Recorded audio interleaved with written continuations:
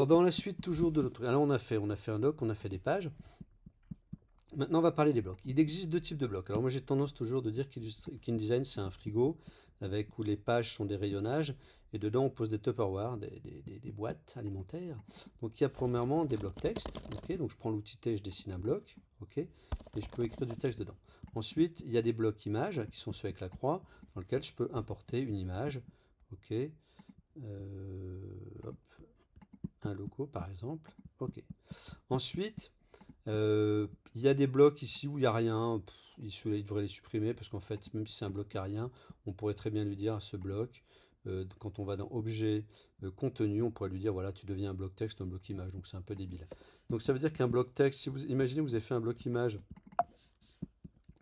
et que vous n'avez plus d'image dedans, vous pourriez très bien vous dire voilà, parce que vous lui avez mis une forme spéciale. Alors on peut jouer dans les formes là-haut, ici là-haut, sur les angles, que je dise pas de bêtises. Hop, ici avec un petit alt-clic, j'ai fait un petit alt-clic là-haut sur le menu là-haut. Tac, on peut donner, imaginons que je mette un ongle arrondi, voilà, que sur un seul. Allez, hop, on fait un truc différent bizarre. Ok, je vais désagrandir mes angles. Hop, hop, qu'on lui mette une couleur, une ombre portée. Non, on va pas mettre une ombre portée, c'est dégueulasse. C'est pas beau. Et qu'on lui mette une couleur. Peut-être qu'on pourrait dire, tiens, finalement, ce bloc, j'aimerais bien mettre du texte dedans. Et bien, très bien, contenu, hop, et ça devient un bloc texte. Ok. Maintenant, je mets du texte et on va continuer sur les blocs texte. Un petit CTRL B sur le bloc texte ou commande B on est sur Mac. Et ici, il y a des trucs intéressants. On peut mettre des colonnes, mais c'est très très rare. Je vous conseille jamais de mettre des colonnes dans un bloc. Faisons plusieurs blocs pour avoir un vrai colonnage plus souple. On peut réduire les tailles de colonnes différemment. Et là, je peux mettre des marges à l'intérieur. Là, il me propose qu'une seule marge parce que comme il y a un coin arrondi, c'est un peu abîmé le truc. Et regardez, je vais être capable d'avoir un bloc et d'avoir du texte qui soit protégé dedans avec une petite marge. Si je l'avais fait sur celui-là, regardez, si je fais un CTRL B, là, je peux avoir des marges différentes. Je pourrais mettre ça, puis je pourrais mettre beaucoup plus sur une marge. Regardez, j'ai mis beaucoup plus en haut que sur les côtés. Ok, ça c'est pratique quand on veut faire des jolis blocs texte avec de la typo centrée. On se méfie toujours quand on centre une typo de vérifier que le dessin de la lettre il fait ou le calcul informatique de la lettre fait qu'on n'ait pas un décalage vers le haut ou vers le bas. Dans ce cas, on sera tenté de tricher avec une petite option qui est ici là-haut, qui est celle-ci de pouvoir monter ou descendre les choses. Ok.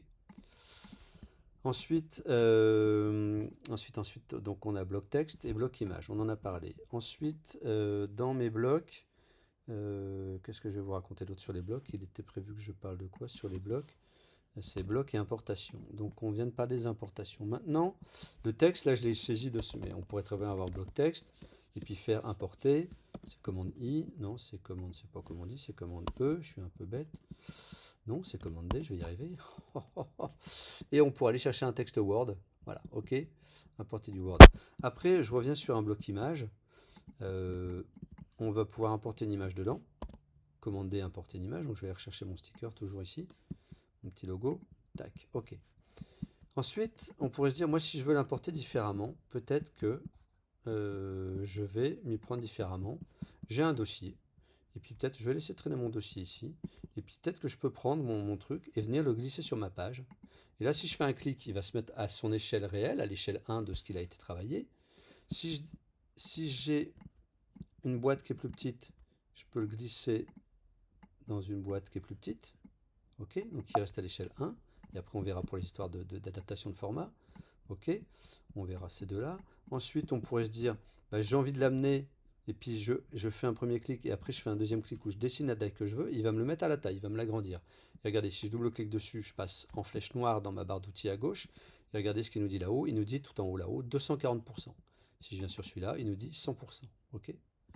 Très bien, ça c'est des petites infos. Là, on voit d'ailleurs que, regardez, quand je suis double-clic flèche blanche pour voir mon contenu de bloc, je vois qu'il dépasse sur les côtés. D'accord? Donc ça, c'est nos histoires d'importation de blocs. J'en profite pour un petit truc. Quand on a importé un bloc, on peut aller dans Options de calque d'objet. Et s'il y a des calques, ce n'est pas le cas sur ce visuel, on pourrait voir les calques et potentiellement désactiver des calques. Vous allez me dire c'est quoi l'intérêt, pourquoi pas le faire sur Illustrator ou Photoshop, suivant le type d'image qu'on apporte. Parce que des fois, ça peut être pas mal de se dire, bah, j'ai deux images côte à côte, qu'est-ce qui se passe si j'enlève le petit effet que j'ai mis sur mon travail Photoshop, et sans être obligé de faire deux JPEG dans Photoshop ou deux exports PSD dans Photoshop, bah bim, je duplique mon bloc dans InDesign, puis j'en regarde un avec, j'en regarde un sans. Ok. Très bien. Sur nos images, nos importations, nos blocs. On a parlé de nos blocs, on a parlé de nos importations. Les blocs, on a dit qu'on pouvait leur mettre des formes aussi. Bon, il y a des petits effets aussi qui sont applicables sur les blocs. Ici, là-haut, par exemple, on pourrait mettre sur un bloc comme ça une petite ombre portée, après qu'on va les régler. Alors, pour chercher les menus là-haut, Alt-clic sur la petite icône. Je suis là-haut, je fais un Alt-clic. Ok. Et puis une ombre portée, hein, on sait bien, on va travailler ça avec beaucoup plus de douceur pour que ça soit un élément élégant. Si on veut utiliser des ombres portées, ok, à manier avec parcimonie. Ok, on a parlé de nos images, on a parlé de nos imports. J'avais dit que c'était quoi? C'était bloc et bloc, voilà. Et puis on va faire les ajustements alignements dans un autre petit tutoriel, mais là je pense que pour les blocs on est pas mal. Si, je vais vous reparler 2 secondes des blocs texte. On va prendre un bloc texte. Non, je verrai l'injection de texte tout à l'heure. Je ferai un autre tuto sur la gestion de texte. Voilà pour cette petite mise en bouche par rapport au bloc. À très bientôt.